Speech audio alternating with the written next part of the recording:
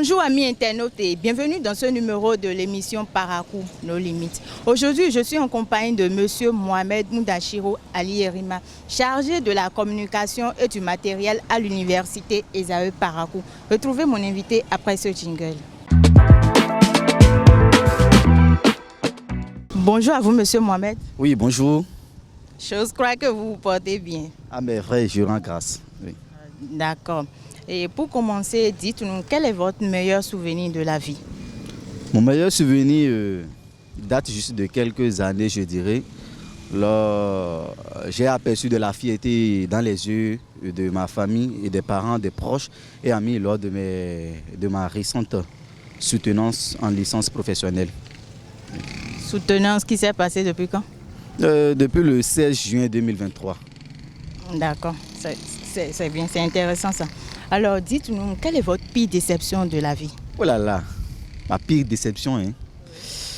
En matière de pire déception, bon, chaque déception, moi, m'a apporté quand même un de plus, c'est-à-dire en matière d'expérience. Mais il y a un plus précisément qui m'a beaucoup marqué. Laquelle? Ce n'est pas déception amoureuse, hein, rassurez-vous, mais c'est une déception. J'ai perdu quelqu'un de très cher pour moi à la veille d'un examen. Ouais, cela m'a traumatisé à vie, franchement. Ouais. Ça fait vraiment mal. Et c'était passé comment? Vous pouvez nous dire un peu? Oui, bon, il était plus qu'un ami pour moi, il est devenu un frère. Et donc nous étions tous en classe de terminale D, au CGB Maga d'ailleurs. Et donc à la veille, une semaine avant la date de l'examen, nous avons programmé les une semaine uniquement que pour boxer. Figurez-vous, uniquement que pour travailler. Bon, moi je faisais partie des meilleurs de la salle. Lui, il était parmi, disons un peu, je restreins un peu le mot, mais il était un peu faible au niveau de toutes les matières, c'est-à-dire il faisait partie des derniers de la salle. Mais il s'est donné, Mais il s'est donné un objectif, je dois avoir le bac malgré que je n'ai pas la moyenne et tout. Donc, il m'avait demandé de l'aider. J'ai décidé de l'aider et moi-même, j'apprenais en l'aidant au fait. Donc, ici, il s'est fait qu'on a bossé comme des dingues. Hein. Souvent à 2 h du matin avant qu'on ne finisse les révisions, il est obligé de passer la nuit chez moi. La nuit. Il dormait pratiquement chez moi même, vous voyez un peu. Mais malheureusement, à la veille du bac, le lendemain, c'est-à-dire le dimanche, on devait composer. On a décidé de faire juste un petit résumé de tout ce que nous avons appris pour le mettre au pas. J'ai pas compris. Il est parti comme ça, c'est ça, à la veille de l'examen.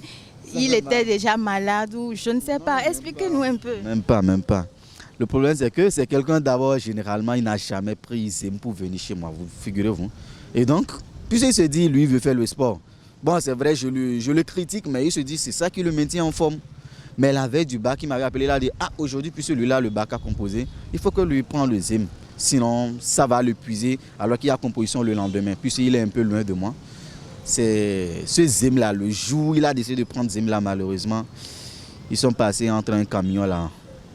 Ouh, quel mot prématuré, ça fait mal. J'imagine l'état dans lequel vous étiez en ce moment. Ah, maintenant que j'en parle, il y a très longtemps, j'ai enterré ce souvenir. Vous avez réussi à me faire déterrer ce souvenir. Parce que jusqu'à 18 h, normalement on devait se voir à 15 h, jusqu'à 18 h, je n'ai pas de ces nouvelles. J'ai été à la maison, ils m'ont fait comprendre que ton ami, tu n'as pas appris, mais j'ai appris quoi? Qu'il a fait un accident. Non, c'est pas possible. D'ailleurs, il ne prend pas Zim, non? Que je dis la vie, il t'a dit qu'il veut faire une exception, non? Et j'ai dit, mais je pensais qu'il blaguait. Et j'ai demandé pour aller voir jusqu'à l'hôpital si réellement c'est la même personne dont on parlait. Malheureusement, j'ai été là-bas. Donc, après l'accident, il était bien portant, mais Bon, non, pas bien portant. Parce qu'après l'accident, apparemment, il s'était cassé et la hanche et le bras. Et c'est pas, il avait quand même des traumatismes. Donc, arrivé à l'hôpital, je l'ai vu dans un sale état. Lui-même, il me regardait, le bizarre, malgré sa douleur, il m'avait regardé. Il souriait, figurez-vous. Il disait juste bonne chance, mon ami. Parce que pour lui, c'est que lui ne peut pas aller encore composer avec son état. Donc, il me disait juste bonne chance, mon ami. Bonne chance, mon ami. Les médecins n'ont pas pu faire quelque chose pour lui, c'est ça? Ils ont fait de leur mieux. Mais bon, disons que quand même c'est la mort qui était venue. Sinon, même moi, c'est vrai, il avait plusieurs côtes et autres cassés, mais il devrait quand même s'en remettre. Mais le bizarre, il me regardait juste en souriant, en me disant bonne chance quand il a rendu l'âme. Sur le champ? Sur le champ. Je le regardais au fait. J'étais choqué. Bon, pour moi, c'est qu'il avait... Sûrement, il s'est endormi, c'est ce que je me suis dit. Mais malheureusement, je disais, je m'en vais, mais sans réponse. Quand j'ai alerté un des médecins, ils ont regardé, il était décédé. Franchement, c'est vrai, je faisais partie des meilleurs de la salle, mais toute la composition du bac n'a pas été facile pour moi. Parce qu'à chaque instant, dans chaque épreuve, que c'est les épreuves que nous avons déjà eu à traiter ensemble. Et quand les épreuves là viennent, ça me rappelle, quand je traitais ça avec lui, nos fourries, nos blagues, nos comédies et autres, ça m'est revenu directement par la tête. Je le voyais juste sourire dans les épreuves. C'est évident. Je ne me suis pas en sorti, malheureusement, j'ai échoué à ce bac-là. C'était en 2019, si j'ai bonne mémoire. J'ai échoué lamentablement. C'était un souvenir vraiment, un des pires d'ailleurs. Mais quand même, paix à son âme. Dieu sait pourquoi il a fait. Que la terre lui soit juste légère. Que la terre lui soit légère, vraiment. Et après ça, vous êtes remis, non? Et le bac, finalement, vous l'avez eu? Oui. L'année qui a suivi, effectivement, j'ai eu le bac. Bon, déjà que ce n'est pas que je n'étais pas du tout bon dans les autres matières. Bon, l'année prochaine, le bizarre, je me suis acharné sur les cahiers, au fait. Parce que une fois le bac terminé, je me suis dit, comment j'ai échoué? Bon, j'ai commencé. Je me suis dit, bon, je ne suis pas taré. En moins d'une semaine, j'avais revu tous mes anciens cahiers et j'ai fini les programmes, figurez-vous. Et j'ai encore fait cours de renforcement. Je faisais partie des 3 premiers de la salle. J'échoue au bac, je fais cours de renforcement. J'ai pris des répétiteurs dans chaque matière encore. Donc, l'année qui a suivi, naturellement, je brillais, oui. Et j'ai eu finalement le bac D. D'accord, rien n'arrive au hasard. Tout ce que Dieu fait est bon. Alors, je vais vous demander, quel a été votre pire regret de la vie? Vous regrettez quoi de la vie? Pire regret. Cela ressort de mon côté professionnel. Quand j'ai fini de soutenir la licence, j'ai eu, disons, 2 offres. Vous voyez? L'autre était à Parakou, on me proposait un salaire de 60 000, je crois. Et l'autre, c'était à Cotonou, on me proposait 75 000 le mois. À votre place, vous allez choisir quoi? 115. Évidemment, j'ai choisi 75 000, donc j'ai été à Cotonou. Mais malheureusement, j'avais déjà passé l'entretien en ligne et tout. Mais arrivé à Cotonou, j'ai été recalé juste parce que je ne comprenais pas la langue fond. Parce que c'était dans un call center un peu du genre, donc il fallait comprendre quand même un peu le fond. Parce que tu vas aborder aussi les clients. Malheureusement, j'ai été là-bas. Mis à part mon déplacement et les frais que j'ai perdu, mais j'ai perdu le poste de là-bas et le poste de Parakou. Et vous n'avez aucun ami là-bas? Vous aidez au moins à comprendre un peu le fond, mais sur le champ, là, ils avaient besoin de quelqu'un dans l'immédiat. Même si j'allais apprendre encore le fond, ça allait prendre du temps et ça n'allait pas les arranger selon moi. Ils avaient leur raison peut-être. Alors, vous voulez demander pardon en direct à quelqu'un que vous avez offensé? Dites-le lui directement. Il vous écoute. Demandez pardon à quelqu'un. Que vous avez eu à offenser. À offenser? Oui. C'est ma maman. Ah ouais. C'est passé quoi? Vous lui avez fait quoi? Bon, naturellement, comme tous les autres enfants, on est souvent passage, dit-on. Mais j'avoue que je n'ai pas laissé la tâche aisée pour mon éducation et aussi pour bien d'autres choses. Parce que je suis tellement récalcitrant. Pourtant, vous travaillez à l'école en ce moment-là. Oui, bien évidemment. Depuis le primaire jusqu'au secondaire, jusqu'à l'université, j'ai eu cette chance quand même. Je travaillais sur le travail, mais je suis aussi un peu turbulent, disons. Et donc, elle était obligée souvent de crier. Et puis, vous savez, je pense que tout le monde a fait ça, d'ailleurs. Dans l'enfance, il y a toujours quelque chose qu'on pique au moment, surtout. Oui. Soit on dépose la viande, tu enlèves. Oui. Soit on dépose le porte-monnaie, tu enlèves. Oh. Voilà, donc je suis sûr qu'elle va m'écouter et je lui demande pardon pour cela.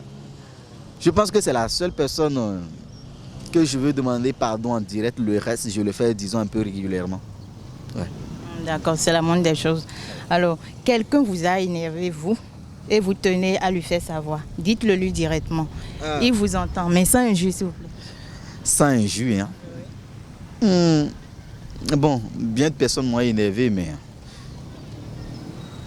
la plus récente, ce qui est plus récent pour moi, c'est la dernière fois lorsque ma moto a été arrêtée.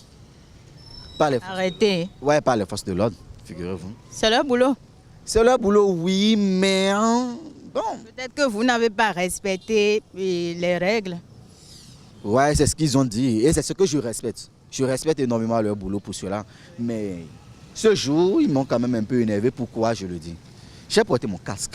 Je ne suis pas en infraction selon moi. Mais quand ils m'ont arrêté, j'ai demandé je suis dans quelle infraction. Ils m'ont dit juste que je ne roulais pas sur là où les motocyclistes devaient rouler. Parce que sur la voie, il y a souvent des traits qu'on fait où il y a pour les motocyclistes, ceux qui sont à voiture et des camions de l'autre côté. Donc je n'étais pas au fait là où il fallait être. Mais quand ils m'ont arrêté, je me suis arrêté. Ils ont enlevé la clé, mais juste le temps d'enlever les vitesses et de juste bouger de la route. Mais il a frappé ma moto d'une manière que je n'ai pas compris. Mais je lui ai demandé, tu as quoi contre moi? Il voulait s'énerver, il a dit, mais tu m'arrêtes au bon milieu de la voie, il y a un camion derrière moi, tu enlèves la clé et donc je dois rester au bon milieu de la voie, c'est ça? Il y a certains de ces policiers-là qui agissent comme ça. Bon, oui, bon. Il y a toujours des brebis galeux, disons. Ouais. Et finalement, ça s'est passé comment? Non, finalement, c'est la loi est due, il faut les respecter. J'ai juste payé la contravention et puis j'ai pris ma moto et je suis parti. Mais ça m'avait énervé. Ça m'avait énervé, oui. Je pense que c'est la seule chose, hein. Sinon le reste, non. Rarement je m'énerve. D'accord. Alors, vous avez perdu un ami depuis l'enfance et vous voulez le retrouver. Votre cri de cœur est là où il peut vous joindre. Pour les amis d'enfance, non, je n'ai perdu personne, moi personnellement. Depuis l'enfance? Je dirais oui, j'ai grandi, je suis né à Parakou. Même pas les camarades de classe? Justement, il allait en venir là. Je suis né à Parakou, j'ai grandi à Parakou, donc tous ceux avec qui j'ai vécu mon enfance, ils sont toujours là, on se voit. Mais il y a quand même des camarades de classe, depuis le primaire jusqu'au secondaire, je dirais, où j'ai perdu des traces. Et je vous l'avais déjà dit précédemment, je suis du genre un peu turbulent. Ça fait que partout où je rentre, j'arrive à marquer les esprits. Donc je suis un peu connu et tout. Ça fait que j'ai perdu la trace de beaucoup de personnes. Oui. Et je suis sûr que souvent quand les souvenirs me reviennent, je me dis mais je vais les retrouver où? Il y a plusieurs personnes. Je ne peux pas dire telle personne. Je ne peux pas franchement. Parce que s'il y a des moments où tu te rappelles du passé et puis ça te fait sourire au fait. Si je peux les retrouver, ça me ferait vraiment un plaisir. Alors, au cas où ils m'écoutaient, n'est-ce pas? C'est ce que je voulais même vous demander. Voilà. Au cas où ils m'écoutaient, franchement, nous avons vécu de très belles choses. Et vous me manquez énormément. Je ne suis pas en contact avec tout le monde. Et j'ai bien envie d'entrer en contact avec tout le monde. Voir au fait ce que la vie nous a réservé et tout. Pourquoi pas retrouver... Et les trucs du passé, rattraper un peu le temps, comme on a l'habitude de le dire. Alors, c'est pas... Où exactement ces amis-là peuvent vous retrouver? Bon, moi, je suis à Parakou. S'ils viennent, même si ce n'est que à Esaü Parakou, il suffit seulement qu'ils demandent après Ali Mohamed Moudachiro. Même si je ne suis pas là, soit on va les remettre mon contact, soit... eux-mêmes, ils vont me retrouver puisque je suis là. À l'université Parakou, c'est ça? Oui, l'université Esaü Parakou, université privée, tout juste en face de la pharmacie d'Arafat, à côté de Miséricorde. Donc, s'ils viennent là, j'en suis certain qu'ils vont me retrouver là. Et dans le cas contraire, je peux laisser mon contact, c'est possible? C'est bien possible. Ok. Si vous voulez, bien sûr. Ok. Je suis sur le 63 54 50 49. Ça, c'est mon numéro WhatsApp. 63 54 50 49. Vous pouvez me contacter à tout moment. Ça me ferait plaisir. D'accord. Alors, si vous devenez Dieu en 30 minutes, qui allez vous faire disparaître de votre vie et pourquoi? Ah, devenir Dieu, ce n'est pas chose. C'est pas facile, hein?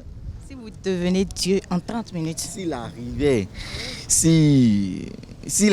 et pas miracle. Oui, c'est ça. Bon, moi, non, personne. Pourquoi personne? Pourquoi je vais faire disparaître quelqu'un? Pourquoi je vais faire disparaître quelqu'un? Ok, donc personne... Personne ne m'a... Je n'ai rien contre personne à tel point que je vais vouloir voir quelqu'un disparaître. S'il y a bien une chose, quelqu'un peut-être que j'ai envie de faire disparaître, c'était Dieu, c'est la mort. Parce que ça nous prive de beaucoup de choses. Beaucoup de choses. Sinon, non, personne. Ok, d'accord, on vous aurait compris. Et je vais vous demander, qu'allez-vous changer pour les Béninois? Pour les Béninois, cette morosité économique qui qui nous targue depuis un bon bout de temps. Hein, parce qu'actuellement, la cherté de la vie, franchement, d'ailleurs, je dirais que c'est ça qui est à la base et de l'insécurité et de plusieurs d'autres choses. Parce que les jeunes aujourd'hui, même s'ils s'adonnent à autre chose, que ce soit le vol, le banditisme et autres, les cybercriminels et autres, je dirais peut-être, d'une part, il y a la cherté de la vie. Parce que même ceux qui travaillent à peine à gagner quelque chose à la fin du mois. Donc je pense bien que si je devenais Dieu, moi, si je devais changer quelque chose, ça serait la situation financière au Bénin ici. La cherté des choses au Bénin. D'accord. Et vous allez changer quoi pour vous-même? Pour moi-même, bon, c'est vrai, rien n'est parfait, personne n'est parfaite, mais je vais changer d'abord peut-être. Il y a des reproches qu'on me fait concernant certaines de mes attitudes. Je pense bien que je vais d'abord commencer par ça. Je vais les changer. Lesquels par exemple? Oh là là, oh là là. Vous pensez que je ne vais pas vous demander ça? Ne faites pas ça. Bon, on a souvent l'impression, on me dit que vous me mettez dans un dilemme. Hein. Vous voulez me déshabiller complètement au vu du monde, quoi. Allez-y, faites l'effort. On m'a souvent dit que je suis un peu pressé dans les choses, c'est-à-dire, je n'ai jamais le temps. Toujours passer des va-et-vient par là. Je ne suis jamais stable. On me reproche souvent cela. Et l'autre chose, on me reproche souvent de... Vous-même, vous reconnaissez cela? Je reconnais cela, oui. Je reconnais cela. Je suis toujours en déplacement. Si tu me vois stable dans la journée, c'est que ce jour-là, je suis malade. Mais il faut chercher l'argent. Oui, c'est ça, c'est la moindre des choses. Voilà. Sinon, en dehors de cela, comme défaut, on me dit souvent que je m'attache vite aux gens. Je ne sais pas si c'est un défaut ou bien si c'est une qualité. Vous en pensez quoi? C'est un défaut? Bon, je ne peux pas dire que c'est un défaut. Mais on me dit souvent que c'est un défaut. Si c'est votre nature qui est ainsi. Ouais. Personne ne peut. Mais on a l'habitude de me dire qu'on ne s'attache pas trop vite comme ça aux gens. Tu ne sais pas de quoi quelqu'un est fait, tout. Mais bon. Mais moi, chaque personne que je croise, j'essaie quand même de tisser ce lien fort entre nous. Bon, on me reproche cela parce que souvent ça m'amène dans des circonstances très difficiles, désagréables souvent. Soit tu fais vite confiance et on te déçoit, soit tu te donnes à cœur de joie et au final on te brise. Peut-être que c'est un défaut. Voilà, donc c'est ces choses que je vais changer en moi-même. Et surtout, ma situation financière. Je pense bien que si c'est possible de devenir président de la BCA, ça m'arrangerait mieux. Vous en pensez quoi? À cause de l'argent, c'est ça? Regardez moi ça là. Non, mais pas à cause de l'argent, mais bon. Disons que c'est mon ambition. Oui. C'est mon ambition. J'ai envie de faire partie des figures politiques, vous voyez. Alors, vous avez fait quelle filière à l'université? J'ai fait l'administration des finances et du trésor plus précisément. Oh, je vois. Voilà, donc je suis un trésorier.